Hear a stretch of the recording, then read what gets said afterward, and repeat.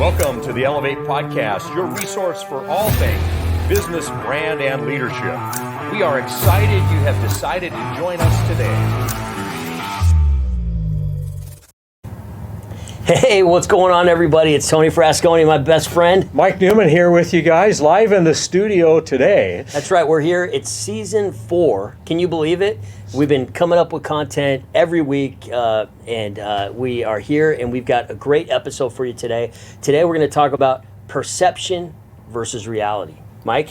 You know, and I think that when we talk about perception versus reality, one of the ways to look at that is maybe through a story. And, Stephen Covey in his book, 7 Habits of Highly Effective People, has a story in there about this dad who gets on the train in Europe, and he's got 5 little kids, and Stephen Covey's sitting there across the aisle from him. The kids are just going absolutely nuts, and the guy's got his head down, and, he's just really distraught. And so Stephen Covey says to him, "Hey, your kids are just raising havoc in here. You need to get them under control." And the guy looks at him and goes, "Well, we just came from the hospital, and my wife passed away, and my kids don't know what to do, and I don't know what to do." And Stephen Covey, as he writes the book, said, I of course felt horrible. Oh, man. But then Wow. I asked him, "How can I help?" Yeah. I think that sometimes we see things in the moment of what we perceive is going on, and yet in reality, there's some other backstory that most everybody has. Absolutely. I think naturally our brains want to tell the end of the story, right? From what we're seeing, we naturally want to finish what we don't know, and we fill in those gaps just naturally. Mm-hmm. And we come up with assumptions and our own narrative sometimes, and it might be completely opposite of what we thought. Yeah. And so whether it's that, or when you're driving down the road and somebody cuts in front of you, and you say something under your breath about what an idiot they are, and then you do the same thing and you wave and say, "Hey, sorry." The road rage. Yeah. The road rage. And so we assume ourselves with our best intentions, and we assume for everybody else the worst intentions. Absolutely. And I think, sometimes the perception can work in our favor, because it might open our mind to something that we thought that is there that really isn't there, and it actually gets us into this creative space of creating something and actually making that perception become a reality. But oftentimes the perception is a version of reality that is not true, and my friend Robert Kalin, he, as you guys know, as part of this podcast episode, it's so great to have the band back together, I gotta admit.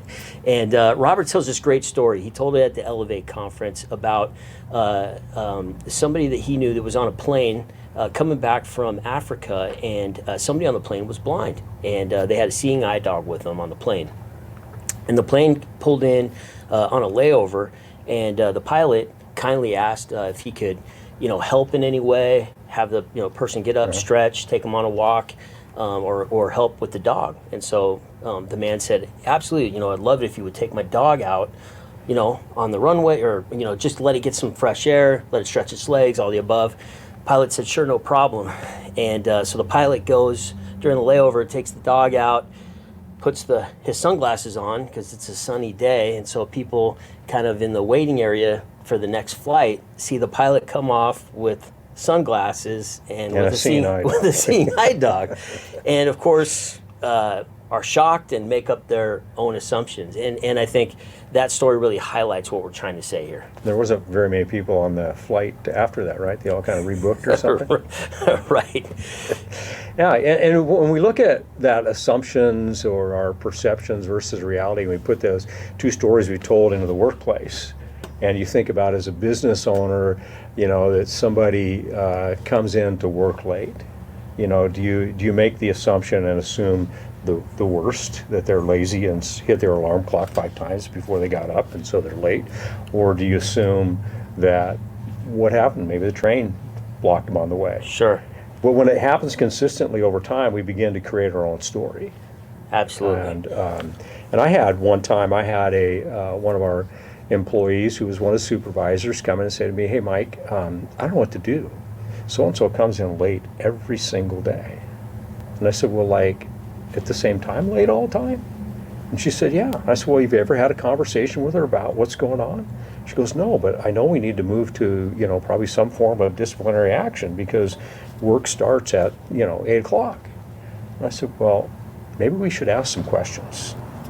Sure. About what's going on. I love that because I think that ties it into what we're about on this podcast, which is all things business, brand, and leadership, right? And so the leadership move you made right there of what can we ask, what can we do before we go to just doubling down on the assumption, because obviously if somebody's coming in 8:15 every single day, they're on time in their own rhythm of life. Right. It's not lining up to what the expectation is, and so maybe can we adjust? Can we let them flex their time? Is something going on at home that and we can show up and we can lead and actually help versus being so punitive. Yeah, exactly. And the rest of that story is this person had to drop their kids off at daycare, and the daycare didn't open up till a certain time, and by the time she got there and drove to work, it was 8:15.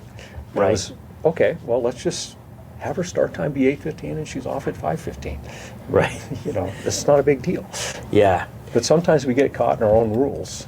Absolutely. And when I think of business and brand, I think the brand side of it, we've talked a little bit about leadership.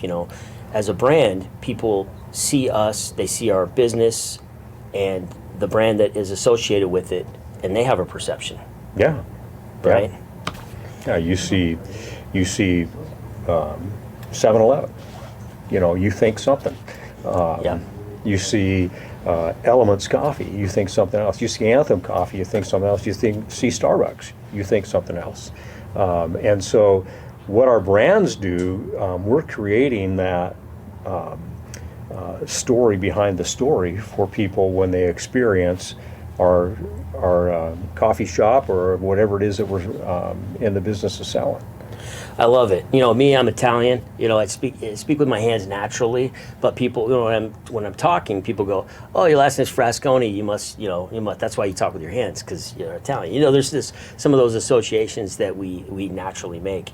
But I love that the story behind the story when we think of our brand and what people think of when they experience us in the business sense, because that's really the leadership component and the backwards planning of planting those seeds along the way. So when then somebody enters your place of business or they experience you as an entrepreneur providing a service, that every detail's been thought out. So when they interact as a customer, that they're having this experience, and then that experience will now be the perception that they share with other people, and kind of builds from there. Exactly. It's kind of like, you don't want to just ask anybody for a referral. You want to ask somebody that's had a good experience with your company, your organization for a referral. And how do you know when people have good experiences? Right.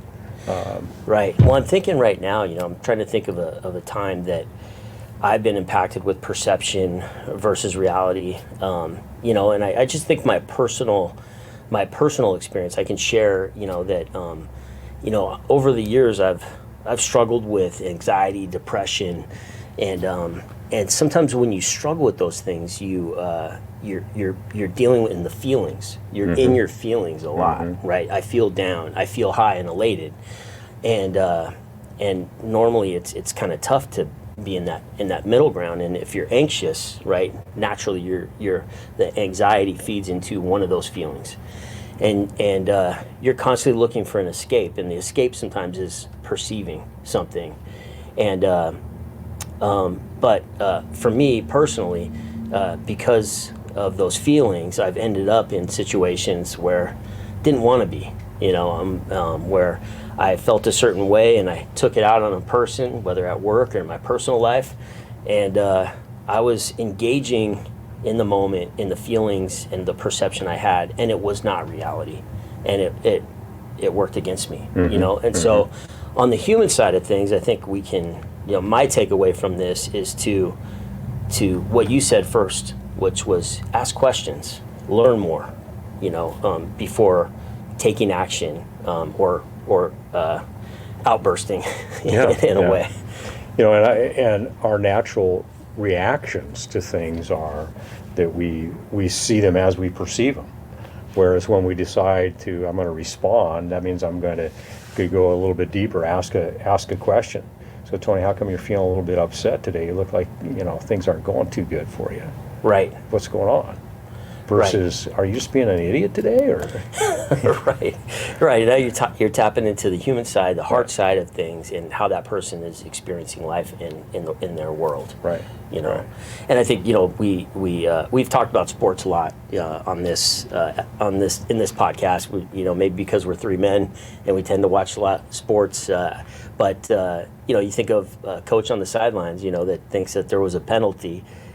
Or that there wasn't, and the ref saw it a certain way, and the flag gets thrown, or the flag doesn't get thrown, and you have that instant reaction, And of course, with instant replay, we get to see, and I love those commercials where it's got the husband and wife, and and did you close the garage or whatever it was, because we have our own story and our own narrative, and normally in our own stories, we are the heroes. We normally come out on top of our own story, Yeah. Yeah, and it's one of those things where I think that if we will pause and just for a moment, calm ourselves a little bit and say, okay, what's really going on here? Yeah. Is the issue that the garage didn't get closed, or is the issue I'm afraid somebody's going to come in our house and steal our stuff, or whatever the assumption is that's playing in another person's head. And you're just thinking, oh, yeah, I closed the garage door. What are you all upset about? So, yeah. Sure. Yeah. So I think as we come to a close in this episode, one thing that I hope listeners can take away is that there is perception and reality, and they're very closely aligned. And a big takeaway for me, just as we've had this conversation, is, are we dealing in feelings, or are we dealing with reality? And how are we reacting, or how are we engaging, the world around us? And are we just constantly reacting to our perception, or are we trying to find out more, trying to learn more, and then actually making strategic, good decisions based on closer version of what is real? Right. And I think that as we close on this, is really thinking for our listeners to think about, when was the last time you had a difficult conversation with somebody, or a conflict there, and when you get away from it, you realize there's probably an underlying story I didn't understand. Right. As we go back to our two illustrations of the airline pilot and the dad on the train, is there's an underlying story, and we all carry those underlying stories no matter where we go, and so it's having a little bit of empathy and compassion when somebody shows up late, or when they're having a bad day. My mom always says this line. She goes, adults have bad days and kids have bad days. And it just gives you a perspective when your kid's melting down, or, it's like, okay, they're just having a bad day. Yeah. Just don't want too many of those in a row. But Right. Yeah. It's the old adage, wherever you go, there you are. There you are. That's right. And here we are, Mike Newman, Tony Frasconi, the Elevate Podcast. And see everybody. Take care. Thank you for joining us. Our hope is this episode has been helpful for you today. If it's impacted you in some way, we encourage you to share it with someone. To receive a direct notification of our next episode, click the follow button on your favorite app or platform. You can also watch each episode on YouTube. The links are in the description. If you want to connect with us on a deeper level, go to countercultureleadership.com/resources. We'll see you next week on the Elevate Podcast.